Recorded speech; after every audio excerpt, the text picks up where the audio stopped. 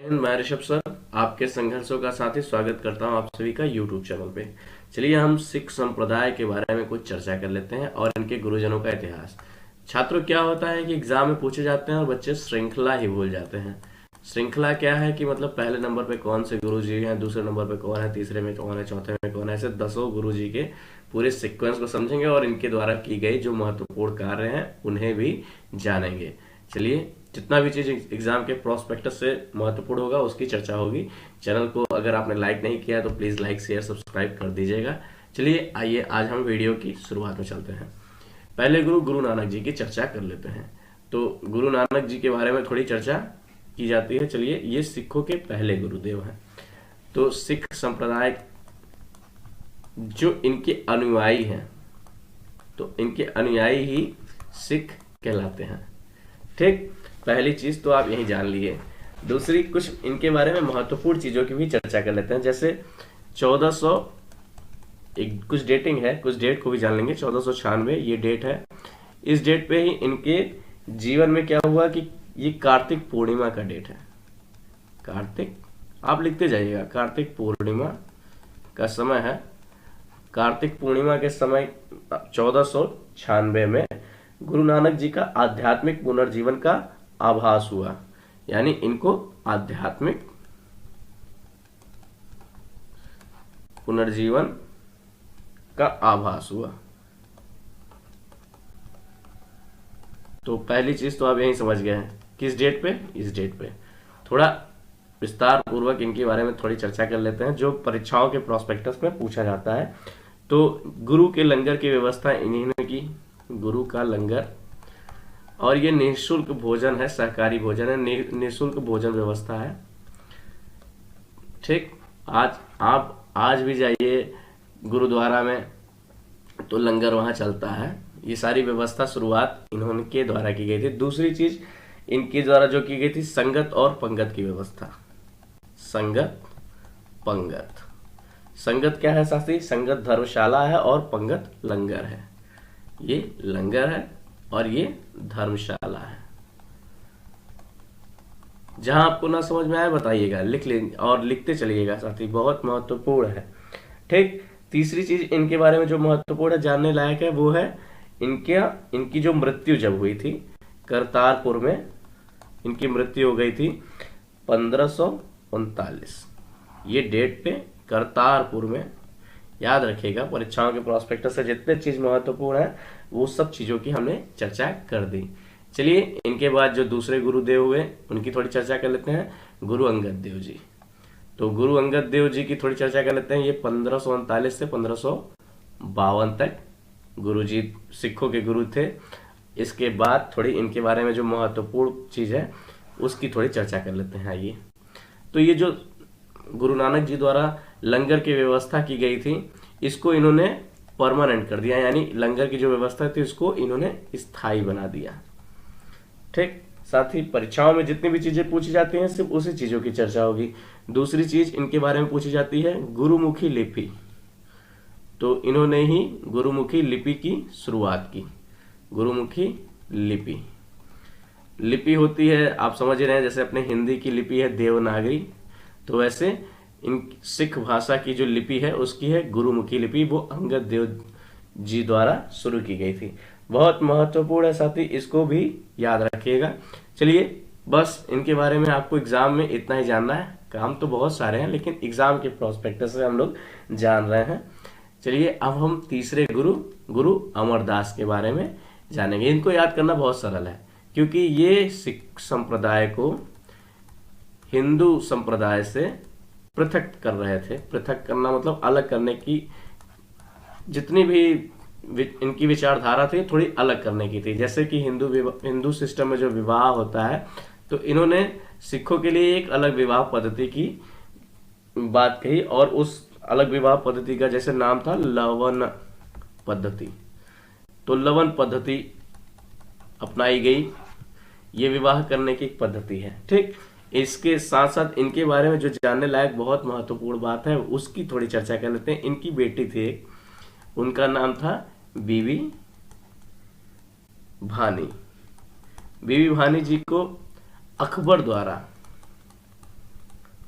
बादशाह अकबर द्वारा कम से कम 500 बीघा जमीन दान में दिया गया था। तो बादशाह अकबर ने बीबी भानी जी को 500 बीघा जमीन दिया था, मतलब बहुत सारे गांव इन्होंने इनको दान में दिया था। तो उसके बाद क्या होता है कि जब जो सिखों के चौथे गुरुजी होंगे, जब उनकी थोड़ी चर्चा करेंगे तो आप उसको, चलिए चौथे गुरुजी के पास ही चलते हैं, वहां से चल समझते हैं, आपको बात समझाते हैं। तो सिखों के जो ये चौथे गुरुजी हैं गुरु रामदास जी, इनका जो समय टाइम पीरियड है 1574 से 81 तक ये गुरुजी थे, और ये बीबी भानी के पति हैं। ठीक, बीबी भानी जी के पति हैं। और जो अकबर द्वारा 500 बीघा जमीन इन्हें दिया गया था, उस जमीन पर इन्होंने क्या किया, अमृतसर नामक जलाशय खुदवाया, जलाशय, और इसके साथ ही इन्होंने अमृतसर शहर बसाया। तो जो आज का अमृतसर है, आप समझ लीजिए कितना महत्वपूर्ण है। आपको पूरे सीक्वेंस में पूरी कहानी बताई गई। तो अमृतसर कहाँ से शुरुआत की, कहाँ से कैसे थी, वो सारी चीजों की चर्चा की गई। तो ये अमृतसर शहर इनके द्वारा बसाया गया, उसी 500 बीघे जमीन पर जो अकबर द्वारा दान में दिया गया था। ठीक, अब थोड़ा आगे बढ़ते हैं। और महत्वपूर्ण बात इनके बारे में, एक बात और महत्वपूर्ण है, इनका जो तीसरा बेटा था, यानी थर्ड सन जो था, इनके जो तीसरे सन थे, उनको ही सिखों के अगले गुरुजी बनाए गए, यानी 5th सिख गुरु। गैस कीजिए कौन थे? वो थे हमारे, चलिए देखते हैं स्लाइड में, नेक्स्ट आप खुद ही देख लेंगे, गुरु अर्जुन देव जी। चलिए साथी, गुरु अर्जुन देव जी 1581 से 1606, इनका कार्यकाल इतना है। चलिए इनके कार्यकाल के बारे में थोड़ी चर्चा कर लेते हैं। इन्होंने जो जो महत्वपूर्ण इन्होंने कार्य किए, इन्होंने क्या किया, जो अमृतसर बसाया गया था, अमृतसर और अमृतसर जलाशय के मध्य में इन्होंने हरमंदर साहब का निर्माण कराया, हरमंदर साहब का निर्माण, लिखते चलिएगा साथी, बहुत महत्वपूर्ण। दूसरा, इन्होंने राजकुमार खुसरो की मदद की थी। तो इस वजह से जहांगीर इनसे थोड़ा गुस्सा हो गया, तो जहांगीर द्वारा 1606 में इनको मरवा दिया गया। किसके द्वारा साथी? जहांगीर द्वारा। याद रखिएगा, ये परीक्षा में यही लाइन पूछी जाती है, जहांगीर। तो परीक्षाओं के प्रोस्पेक्टस से हम पढ़ भी रहे हैं, जो जो चीज महत्वपूर्ण है उसे ही जान रहे हैं। और इसके बाद, इनके बाद जो नेक्स्ट गुरुजी हुए, वो अब जब ये जान लिए कि मुगल बादशाह लोग हमें मरवा सकते हैं, तो ये थोड़ा क्रोध में भी थे। और इन्होंने क्या किया, इन्होंने जो सिख धर्म के जो लोग थे, तो सिखों का इन्होंने क्या किया, सैन्यकरण किया, सैन्य संगठन बनाया। ठीक, तो अपनी जो संप्रदाय था उसका सैन्य संगठन किया, सैन्यकरण किया। बहुत ही महत्वपूर्ण है गुरु हरगोविंद जी, इनका जो टाइम पीरियड है 1606 से 45 तक, ये बहुत महत्वपूर्ण है। और इनके बारे में थोड़ी क्वेश्चन पूछी जाती है, जैसे अकाल तख्त या ईश्वर के सिंहासन का निर्माण किसने कराया? तो अकाल तख्त या ईश्वर के सिंहासन, तो इसको आप जानते रहेगा, ये क्वेश्चन पूछा जाता है। और यही आपको जानना था, यही चीज आपको, यही दो चीज बताने की बहुत जरूरत थी। दो महत्वपूर्ण चीजें हैं और एकदम रट जाइए आप लोग, परीक्षा जैसे आ जाए। एक बात और है इनके बारे में, इन्होंने अमृतसर की किलेबंदी भी कराई। ठीक, अमृतसर की किलेबंदी इन्होंने कराई, ये भी चीज एक महत्वपूर्ण। 3 चीज इनके बारे में, 3 डाटा है, तो बहुत सारी चीजें, लेकिन आपको परीक्षाओं के प्रोस्पेक्टस से चलना है। 7वें गुरु के बारे में थोड़ी चर्चा कर लेते हैं। हमारे 7वें गुरु हैं गुरु हरराय। इनका जो टाइम पीरियड है आप देख लीजिए, 1645 से लेकर 61 तक इनका टाइम पीरियड है। ये 7वें गुरु हैं।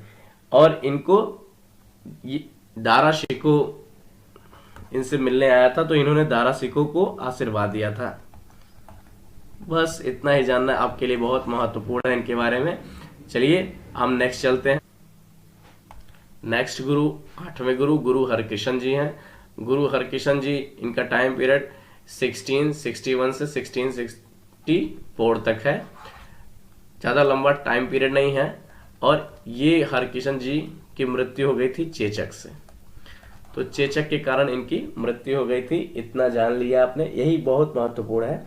और ज़्यादा इनके बारे में नहीं पूछा जाता, यही नंबर पूछा जाता है कि 8वें नंबर के गुरु जी गुरु हरकृष्ण जी हैं, इतना आपको जानना है। चलिए, और सम्मान आप पढ़िए एकदम बहुत बेहतरीन तरीके से। चलिए 9वें गुरु, गुरु तेग बहादुर के बारे में थोड़ी चर्चा कर लेते हैं। इनके बारे में थोड़ी सी चीज बहुत महत्वपूर्ण है, वो चीज पूछी जाती है तो बहुत कुछ।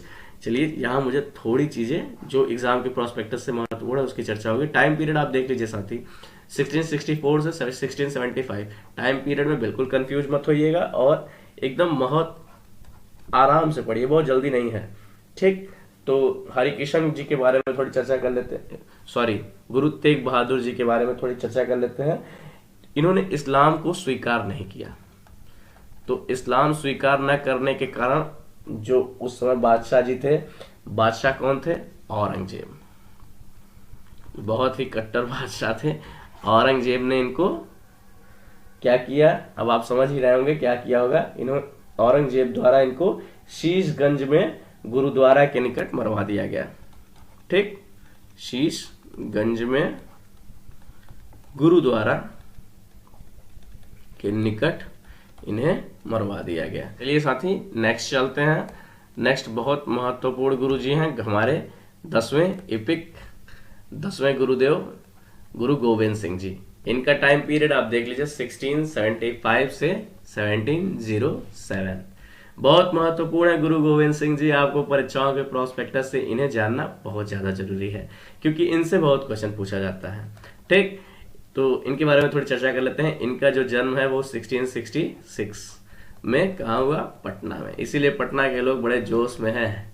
तो आगे बढ़ते हैं, चैनल को लाइक सब्सक्राइब करते चलिएगा, आप लोग चाहे जहाँ के हो। महत्वपूर्ण बात है, इनके बारे में बहुत सारी महत्वपूर्ण चीजें हैं, उसकी चर्चा करते हैं। पहली चीज, इनको ही सच्चा पातशाह कहा जाता है, तो सच्चा पातशाह। दूसरी चीज इनके बारे में जो चर्चा करनी जरूरी है, तो 5 ककार जो सिख संप्रदाय में होता नहीं कि 5 क रखा जाता है, उस 5 की जो बात कही गई इन्हीं के द्वारा कही गई है। क्या क्या चीज उसमें आता है, एक एक करके सब कुछ देख लेंगे। केश रखना जरूरी होता है, कंघा, कृपाण, कच्छा, कड़ा। कृपाण, कच्छा, कड़ा तो बहुत महत्वपूर्ण है, एक एक चीज को जानेंगे इन्होंने। और तीसरी बात इनकी क्या है, इन्होंने जितने भी लोग हैं सिख संप्रदाय में, इन्होंने कहा कि टाइटल में सब लोग सिंह लगाएंगे, SINGH, सिंह। सबका टाइटल क्या होगा? सिंह होगा, ठीक। तीसरी महत्वपूर्ण बात थोड़ी मिटा देते हैं, इरेज कर देते हैं, चलते रहते हैं। 3 हो गए, चौथा चल रहे हैं। तो चौथी चीज क्या इन्होंने जो कही उसको थोड़े जान लेंगे। तो इनका जो निवास स्थान है साथी, वह आनंदपुर साहिब में है, और कार्यस्थली ये निवास स्थान है साथी। निवास लिख दे रहा हूं, आप एकदम याद कर लीजिए। इनका जो कार्यस्थल है, मतलब जहां से इन्होंने सारा कार्य किया है, कार्यस्थल जो महत्वपूर्ण है वो क्या है? पाओत है, ठीक। पाओता महत्वपूर्ण है, याद रखिएगा। ज्यादातर पूछे जाते हैं इनके 2 पुत्रों के विषय में। तो इनके 2 पुत्र फतेह सिंह और जोरावर सिंह, ये जो इनके 2 बहुत ही शक्तिशाली वीर पुत्र हैं, इनके बारे में थोड़ी बात बताता हूं आप लोगों को। इनको सरहिंद के मुगल द्वारा, जो सरहिंद के मुगल फौजदार थे वजीर खान, इनको दीवार में चुनवा दिए थे।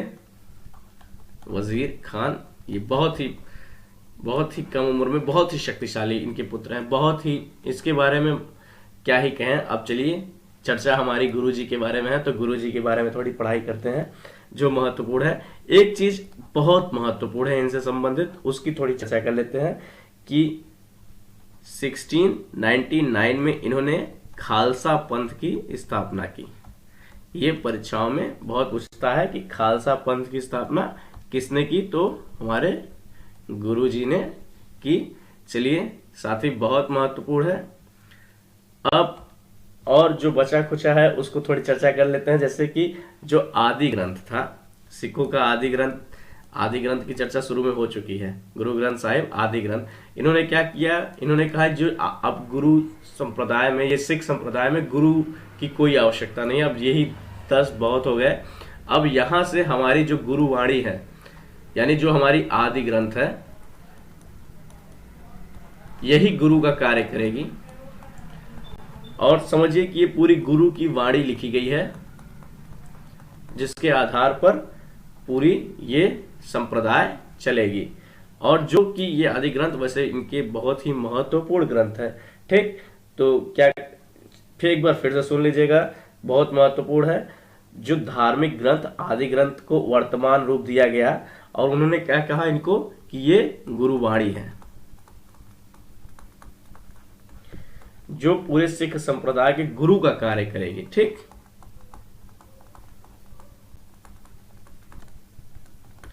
मतलब अब आगे गुरु जी की जरूरत नहीं है, यही जो आदि ग्रंथ है इसी के आधार पर ही पूरी संप्रदाय अब चलाई जा सकती है, अब चलाई जाएगी और चलाई भी जा रही है। आप देख ही रहे होंगे दुनिया में कितना बेहतरीन प्रदर्शन दिया गया है।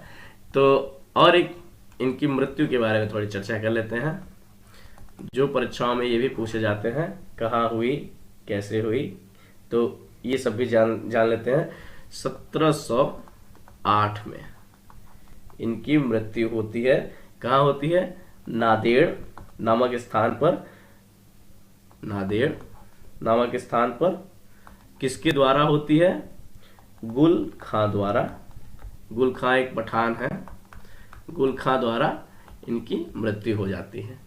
तो चलिए साथी, बहुत ही महत्वपूर्ण सेशन है और एक एक चीज आप याद रखिएगा। और चलिए, वीडियो अच्छा लगा हो तो प्लीज चैनल को लाइक शेयर सब्सक्राइब जरूर कीजिएगा। और आप सभी को धन्यवाद।